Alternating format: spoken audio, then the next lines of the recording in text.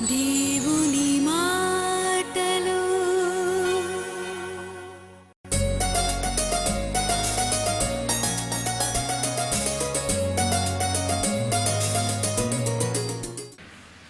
హల్లెలూయా. చేతులెత్తి ఒకసారి దేవుని గట్టిగా స్తుతిద్దాం. చాలా సంతోషంగా ఉంది మీ మధ్యలో మరి దేవుని వాక్యాన్ని పంచుకోవడానికి రావడం. నన్ను ప్రేమతో ఆహ్వానించిన మరి పెద్దలందరికీ అలాగే ప్రత్యేకమైన వందనాలు తెలియజేస్తున్నాను. అంశము వివేక హృదయం గల స్త్రీలు అనే నిర్గమకాండం 35:25లో ఉంది. మరియు వివేక హృదయము గల స్త్రీలందరూ తమ చేతులతో వడికి తాము వడికిన నీల ధూమ్ర రక్త వర్ణములు గల నూలును సన్ననార నూలును తెచ్చిరి. ఏ స్త్రీలు జ్ఞాన హృదయం గలవారై ప్రేరేపింపబడరో వారందరూ మేఘ వెంట్రుకలను వడికిరి. అంటే ఇక్కడ ప్రత్యక్షపు గుడారం యొక్క పని కొరకు దేవుడు పురుషులను మరి స్త్రీలను కూడా వాడుకున్నట్లు వాక్యము మనకు సెలవిస్తుంది. కాబట్టి స్త్రీలు అన్నప్పుడు తక్కువైన వారు కారు, వారు దేవుని విలువైన సృష్టి. మరి దేవుడు ఒక ఉద్దేశంతోనే స్త్రీలను సృజించినాడు. నరుడు ఒంటరిగా ఉండటం మంచిది కాదని సాటి అయిన సహాయకురాలుగా దేవుడు మరి స్త్రీని నిర్మించినట్టు చూస్తున్నాం. అంటే గొప్ప గొప్ప పనులన్నింటిలో కూడా స్త్రీకు కావాల్సిన ప్రాధాన్యతను మనము ఇక్కడ వాక్యంలో చూస్తున్నాము. మరి గృహం కట్టడానికి స్త్రీ కావాలి, సంఘం కట్టడానికి స్త్రీ కావాలి, దేవుని పనులు చేయడానికి కూడా స్త్రీలు కావాలి. ప్రత్యక్ష గుడారపు నిర్మాణంలో కూడా దేవుడు స్త్రీలను కొంతమందిని వివేకంతో నింపి, జ్ఞానంతో నింపి, మరి చురుకుతనంతో నింపి, సామర్థ్యంతో నింపి ఆ ప్రత్యక్ష గుడారపు పనులలో కూడా దేవుడు స్త్రీలను వాడుకున్నాడు అని ఈరోజు మనము వాక్యం నుండి ధ్యానిస్తున్నప్పుడు చాలా సంతోషంగా ఉంది. నిర్గమకాండంలో చూసినప్పుడు చాలామంది స్త్రీలను దేవుడు వివేక హృదయం ఇచ్చి వాడుకున్నట్టు చూస్తున్నాం.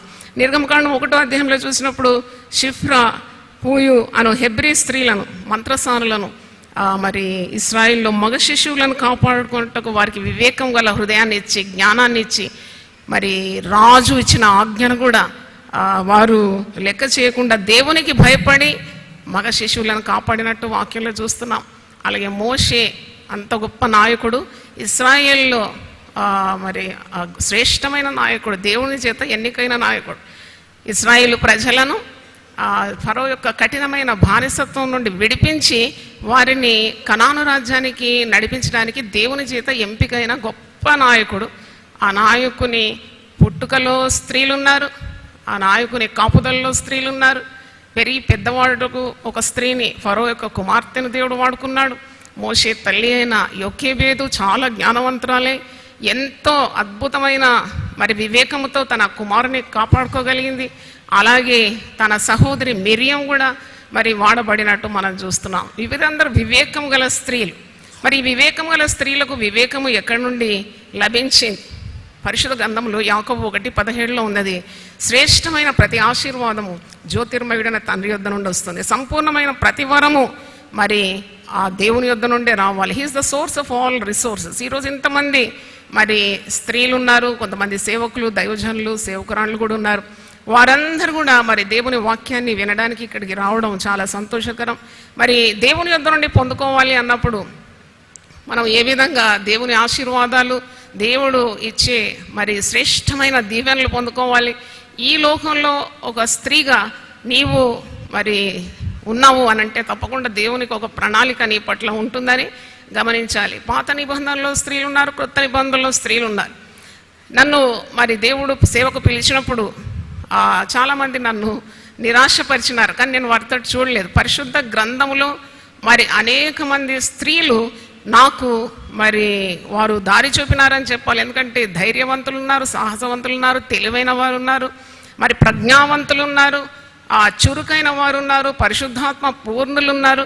వారికి దేవుడిచ్చిన సామర్థ్యాన్ని వాడుకున్నారు, దేవుని చిత్తాన్ని నెరవేర్చినారు, ధన్యులైనారు. కాబట్టి అటు ఇటు చూడకుండా దేవుని వాక్యం చూసినప్పుడు నీకు దేవుడు వివేకం గల హృదయాన్ని ఇస్తాడు. ఈరోజు మంచి అంశాన్ని మీరు ఎన్నుకున్నారు, వివేకము గల హృదయం, వైజ్ హార్టెడ్ విమెన్. అలాగే మరి ఈ వివేకము ఎక్కడ నుండి రావాలి? దేవుడే ఇవ్వాలి. దేవుని మరి కార్యాలు చేయాలని ఆశ కలిగిన వారికి దేవుడు తప్పకుండా ఇలాంటి జ్ఞానాన్ని ఇస్తాడని నేను చెప్పాలి. మరి దేవుని సంపూర్ణ హృదయంతో ఆరాధించినప్పుడు, చిత్తశుద్ధితో ఉన్నప్పుడు, పరిశుద్ధమైన హృదయము వేడుకునే ప్రతి ఆశను దేవుడు నెరవేరుస్తాడు. ఒక భక్తుడు ఇలాగ అంటున్నాడు, వాట్ ఈస్ ట్రూ విజ్డమ్?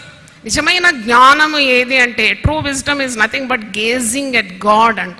నాకు చాలా నచ్చింది అది. True wisdom is nothing but gauging at God అంటే నీ గురి, నీ గమ్యం, మరి నీ ఆశయం, నీ ఆశ, నీ ధ్యాస ఇవన్నీ దేవునిగా ముందు మరి పెట్టుకున్నప్పుడు, గురి దేవుడైపోయినప్పుడు ఆ దేవుని యొద్ద నుండి ప్రవహిస్తుంది నీకు కావలసిన ఆత్మశక్తి, శారీరకమైన ఆరోగ్యం కానీ, మరి నెమ్మది కానీ, సమాధానం కానీ, సంతోషం కానీ, పవిత్రత కానీ ఇవన్నీ దేవుని యొద్ద నుండి లభిస్తుంది అని మనం తెలుసుకోవాలి. మరి ఎప్పుడు స్త్రీలను మనం మరి చూసినప్పుడు లేక మాట్లాడినప్పుడు వారు చాలా బాధ్యత కలిగి ఉంటారు. ఎన్నో బాధ్యతలు కదా ఒక స్త్రీకి. అందుకే మరి చాలా గొప్పవారు అంటారు, never look down upon a women, never under estimate A women's power.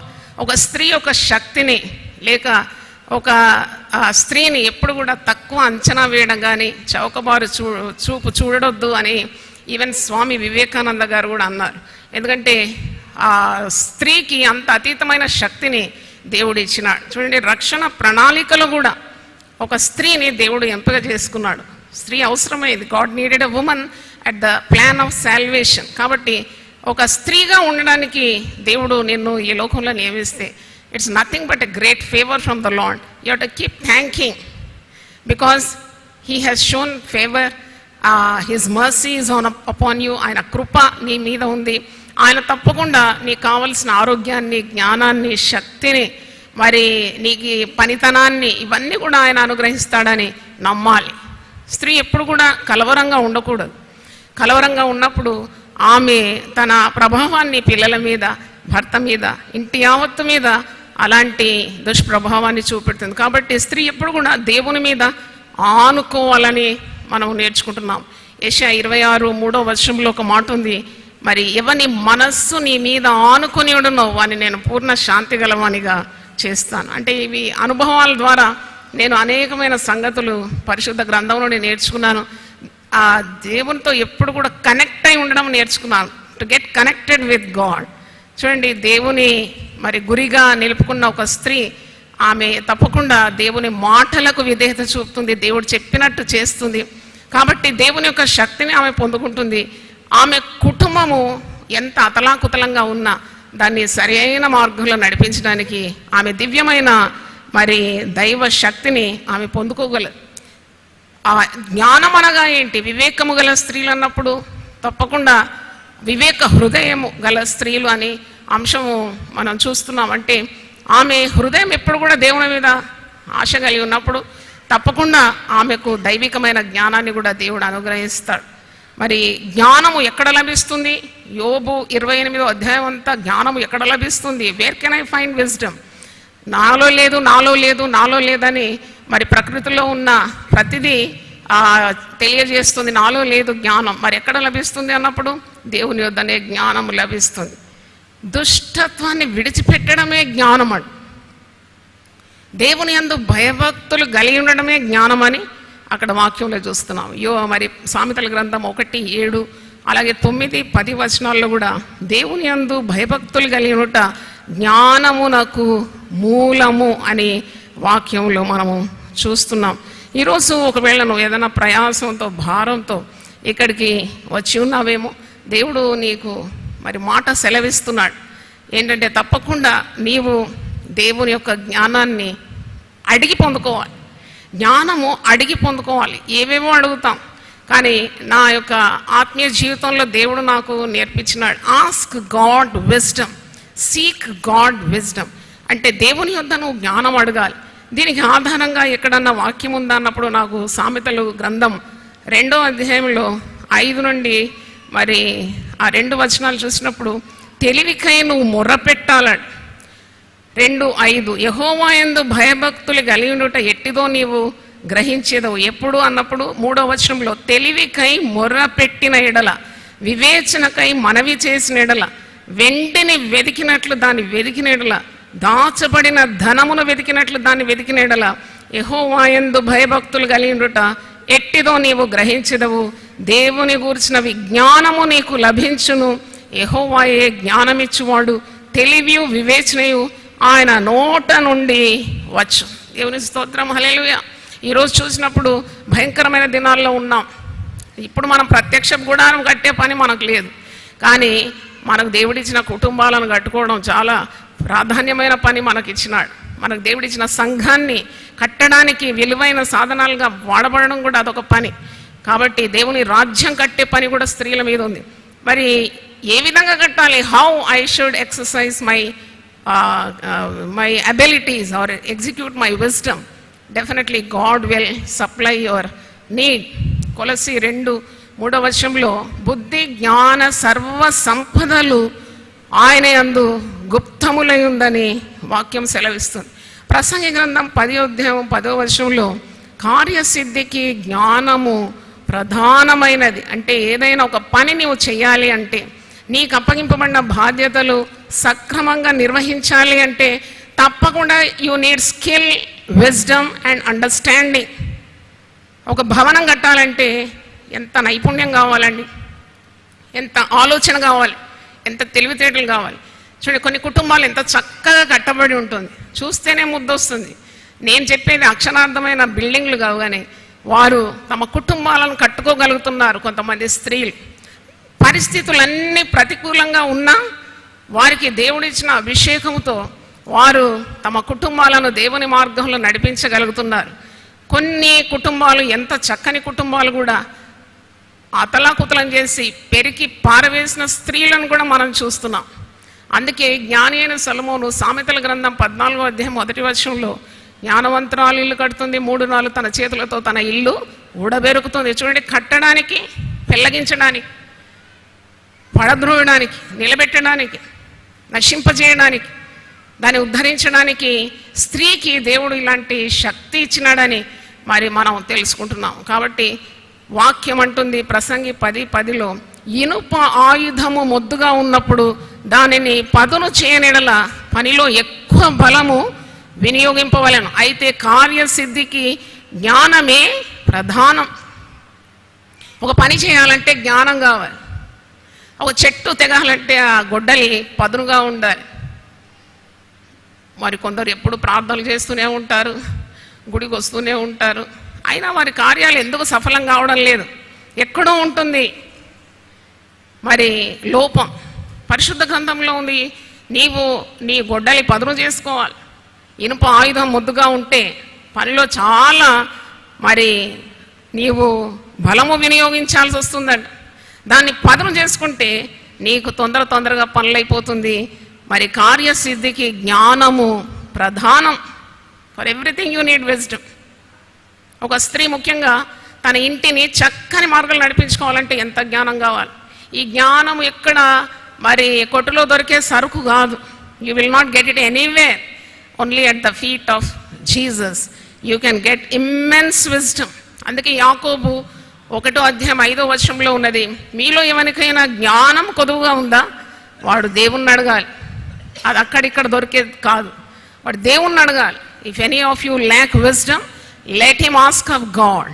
దేవుని అడిగినప్పుడు దేవుడు అందరికీ కూడా ధారాళంగా ఇస్తాడని పరిశుద్ధ గ్రంథంలో సచ్ ఎ కంఫర్టింగ్ వర్డ్. ఆయన కొందరికి ఇచ్చి కొందరికి ఇవ్వకుండా ఉండండి. అడుగు ప్రతివానికి ఇస్తాడట. అడుగు ప్రతివానికి ఇస్తాడని మరొక వాక్యం ఉంది. పరిశుద్ధాత్మ శక్తిని కూడా అడుగు ప్రతి వానికి ఇస్తాడట, ఏ మరి పక్షపాతం లేకుండా. అలాగే జ్ఞానాన్ని కూడా నువ్వు అడిగేదానికంటే ఎక్కువ మోతాజులో ఆయన నీకు జ్ఞానం ఇస్తాడంట. అడిగిన వానికి నేను ఇస్తాను. మీలో కొదువు ఉంటే నన్ను అడగండి, నేను అందరినీ మరి ఎవరిని కూడా గద్దింపకుండా అందరికీ ధారాళంగా ఇస్తానని వాక్యము సెలవిస్తుంది. యెషయా గ్రంథం 11:1 యెహోవా ఆత్మ జ్ఞాన వివేకము గల ఆత్మ, తెలివియు వివేచనయు పుట్టించు ఆత్మ అతని మీద ఉండెను. చూడండి, తల్లులారా, మరి స్త్రీలారా, ఇంకా వివాహం కాని వారు ఉన్నారు, వివాహమై మరి కాపురాలు చేసేవారు ఉన్నారు, సంసారం చేసేవారు ఉన్నారు, ఉద్యోగం చేస్తూ ఇంటిని మరి గృహాన్ని చక్కబెడుతూ ఉద్యోగాలకు వెళ్ళి అలసిపోయి తిరిగి వచ్చి తిరిగి పని పూనుకొని ఎన్నో కార్యాలు మీరు కుటుంబాలకు చేస్తున్నారు. కానీ పరిశుద్ధ గ్రంథం అంటుంది, నువ్వు దేవునితో మరి బంధము కలిగి ఉన్నప్పుడే నీవు చేసే ప్రతి కార్యము దేవుడు సఫలపరుస్తాడని పరిశుద్ధ గ్రంథం సెలవిస్తుంది. ఈరోజు చూస్తే ఏ తల్లికి నెమ్మది లేదండి.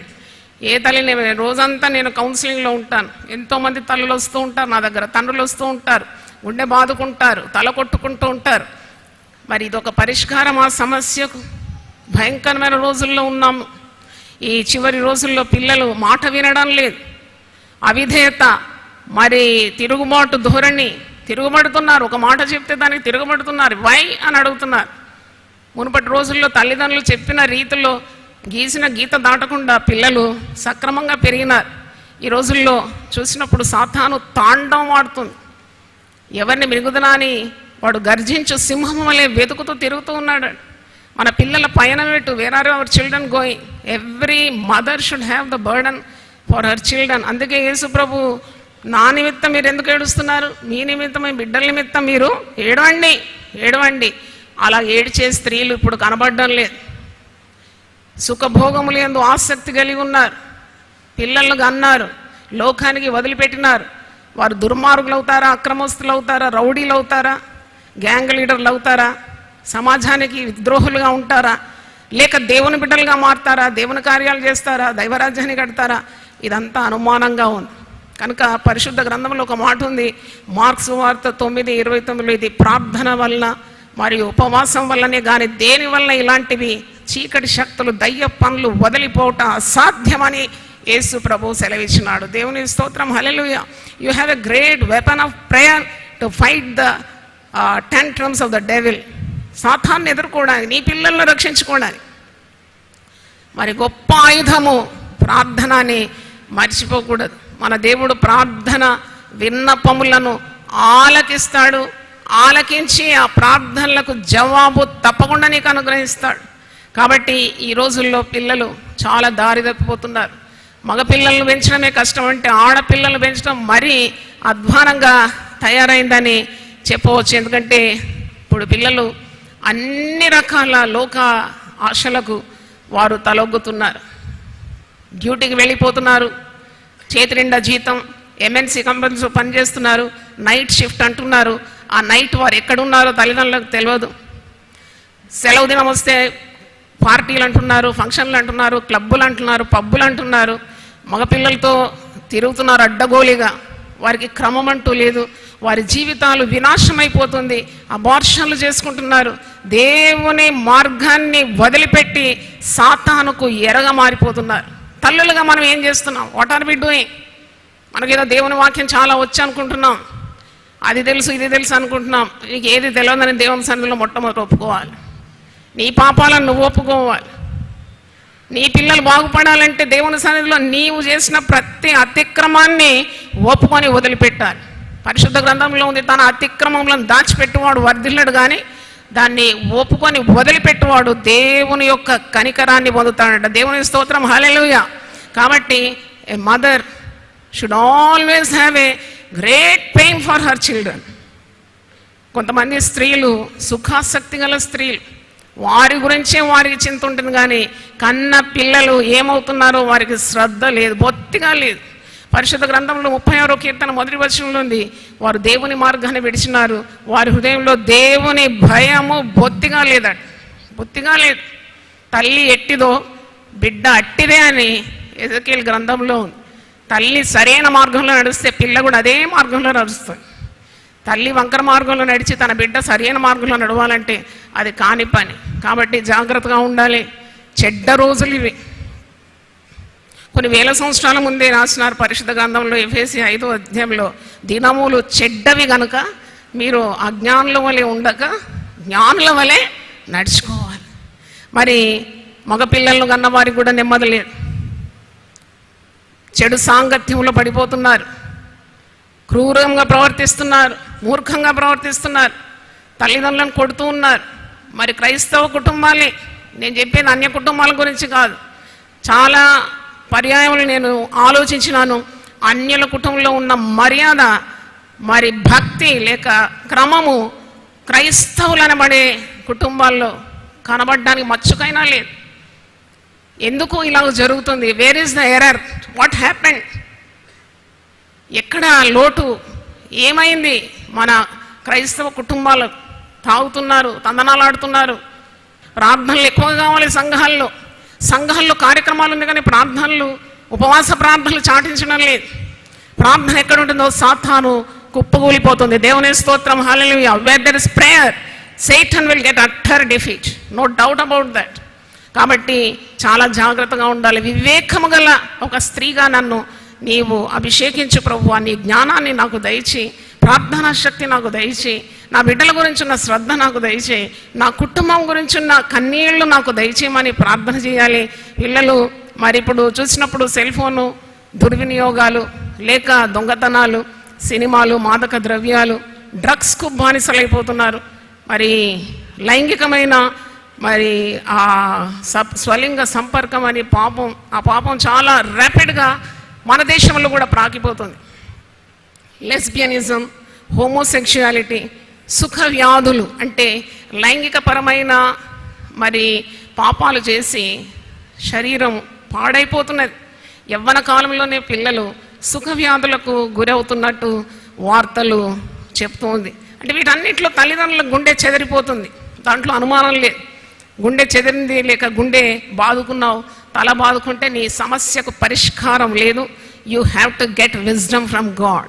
నువ్వు ఎలా ప్రవర్తించాలి నీ పిల్లల దగ్గర, నీ పిల్లలకు నువ్వు ఏం బోధించాలి, నీ పిల్లల కొరకు ప్రార్థనలు ఎలా చేయాలి, దేవుని పాదాలు ఎట్లా పట్టుకోవాలి, ఇవన్నీ కూడా మరి నేర్చుకోవాలి.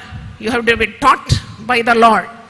దేవుని స్తోత్రం. మరి దేవుని మహాకృప చేత పిల్లల కొరకు ప్రార్థించడానికి ఒక 40 ఆశీర్వాదాలు నేను పరిశుద్ధ గ్రంథం నుండి అది రూతు పరిగలేరుకున్నట్టు నేను కూడా వాక్యంలో పాత కృత నిబంధన నుండి ఒక 40 blessings what parents have to pray before God, ask for before God.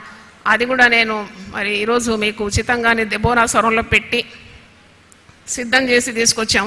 అది కూడా తీసుకొని వెళ్ళండి. దేవుని సన్నిధిలో మీరు మీ పిల్లల కొరకు ప్రార్థించినప్పుడు ఈ ఆశీర్వాదాలన్నీ కూడా వల్లించి దేవుణ్ణి అడుగుడి మీకు ఇవ్వబడునని వాగ్దానం ఉన్నది. మరి అలాగే ఉదయము లేవడం, ఒక వివేకం గల స్త్రీ తప్పకుండా దేవుణ్ణి మొట్టమొదట వెతుకుతుందని చెప్పడంలో సందేహం లేదు. దావీదంతటి మహారాజే ఆ కీర్తనలు 63లో ఒక మాట అంటాడు చూడండి, నేను వేకువనే నిన్ను వెతికేదను. దేవా నా దేవుడవు నీవే, వేకువనే నిన్ను వెతుకుదును, నీ బలమును నీ ప్రభావమును చూడవల్లని పరిశుద్ధాలయమందు నేను ఎంతో ఆశతో నీ తట్టు కనిపెట్టి ఉన్నాను. చూడండి, those who seek early they will find him. ఉదయమే దేవుని సన్నిధిలో నీవు ప్రార్థన చేసినప్పుడు దైవాశీర్వాదాలు మంచు వలె నీ కుటుంబం మీద దిగుతుంది, దాంట్లో సందేహం లేదు. ఎందుకంటే ఇశ్రాయేలు ప్రజలు కూడా మన్నాను పోగు చేయడానికి వారు మధ్యాహ్నం లేవలేదండి, వారు ఉదయమే లేవాలి. లేకపోతే మంచుకు, ఎండకు మంచు లాగా ఈ మన్నా కరిగిపోయేదన్నమాట. They couldn't eat, they would have to go up without eating.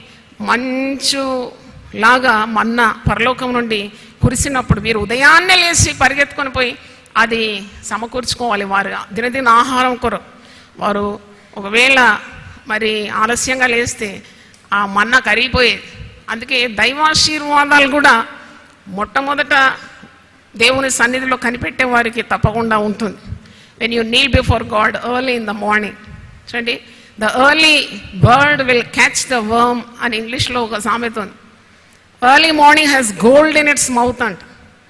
Early morning will have $1 billion ideas అంట. అంటే ఉదయమే లేచి దేవుని సన్నిధిలో నువ్వు ఆయన పాదాలు పట్టుకోవాలి.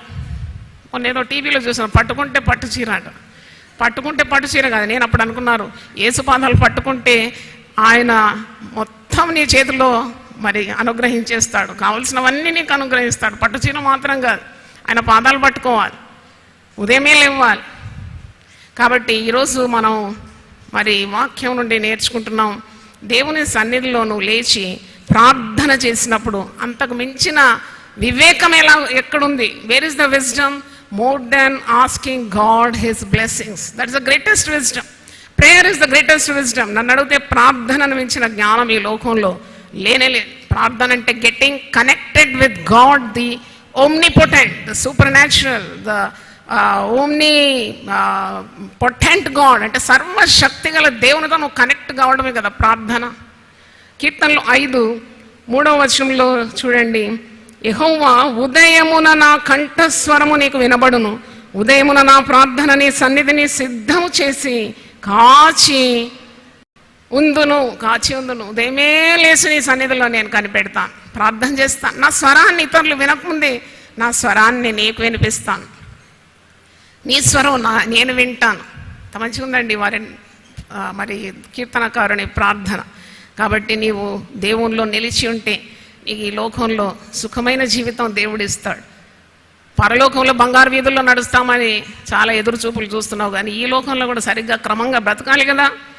దేవుడిచ్చిన ఆశీర్వాదాలను వదులుకోకుండా నిన్ను నీ కుటుంబాన్ని చక్కని బాటల్లో దేవుని బాటలు నడిపించాలంటే కూడా నువ్వు దేవునిలో నిలిచి ఉండాలి. అందుకే యేసు ప్రభు యోహాను సువార్త 15వ మరి వచనాల్లో అంటున్నాడు, నేను నిజమైన ద్రాక్షావల్లిని, మీరు తీగలు. తీగ ద్రాక్షావల్లిలో ఉంటేనే కానీ ఫలించదట. తీగ ద్రాక్షావల్లిలో ఉండాలి, అప్పుడే ఫలిస్తుంది. మరి మీరు నాకు వేరుగా ఉంటే మీరు ఏమీ చేయలేరు. You are nothing without me. మీరు నాలో ఉంటే మీరు బహుగా ఫలిస్తారు, నేను లేకుంటే మీరు ఏమీ చేయలేరు.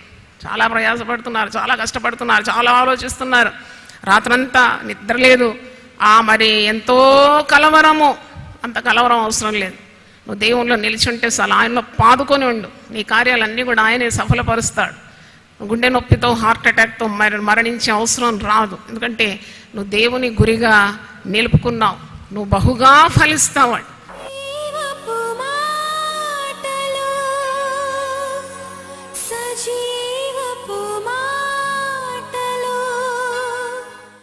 యునైటెడ్ పీపుల్స్ ఫెలోషిప్ నిర్వహించు సంపూర్ణ రాత్రి ప్రార్థన ప్రతి నెల చివరి బుధవారం. సమయం రాత్రి 9 గంటల నుండి ఉదయం 5 గంటల వరకు. స్థలం centenary Baptist church, clock tower దగ్గర, సికింద్రాబాద్. మీ అవసరతల కొరకు ప్రత్యేక ప్రార్థనలు చేయబడును. అందరూ ఆహ్వానితులే. ఆహ్వానించువారు జాయ్ చెరియన్ గారు.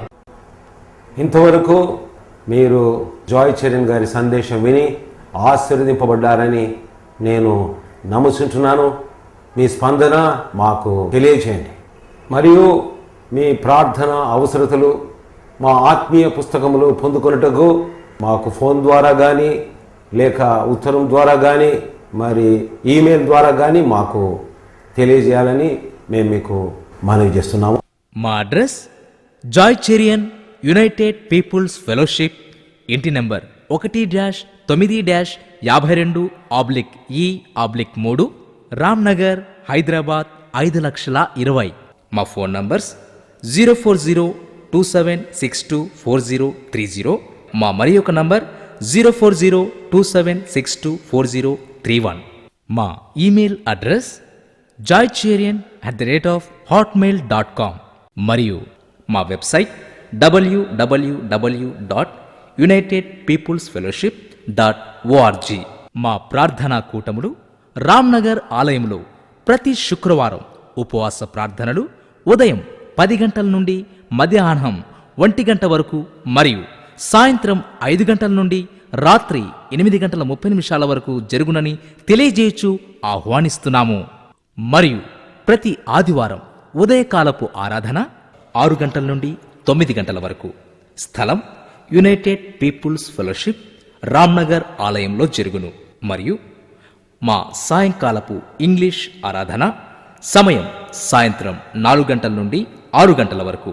స్థలం Osmania garden function hall, జామై Osmania railway station ఎదురుగా, అడిక్మేట్, హైదరాబాద్. మరియు మా తెలుగు ఆరాధన సమయం సాయంత్రం 6 గంటల నుండి 8:30 వరకు. స్థలం Osmania garden function hall, జామై Osmania railway station ఎదురుగా, అడిక్మేట్, హైదరాబాద్. దేవుడు మిమ్మల్ని దీవించుగాక. నిరాశలను